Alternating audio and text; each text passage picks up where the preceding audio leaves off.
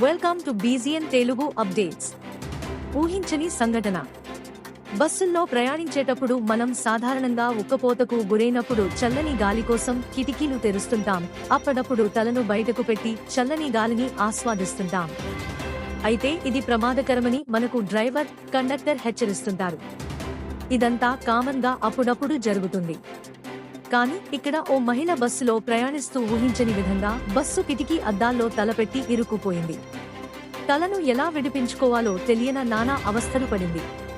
Karnataka KSRTC బస్సులో ప్రయాణిస్తున్న మహిళకు ఈ వింత అనుభవం ఎదురైంది. మహిళ అవస్థను గమనించిన తోటి ప్రయాణికులు, కండక్టర్, డ్రైవర్కు విషయం చెప్పడంతో బస్సు ఆపారు. తర్వాత అతి కష్టం మీద మహిళ తలను బయటకు తీయడంతో అందరూ ఊపిరి పీల్చుకున్నారు. ఈ వీడియో సోషల్ మీడియాలో వైరల్ గా మారింది. Thanks for watching బీజీఎన్ Telugu.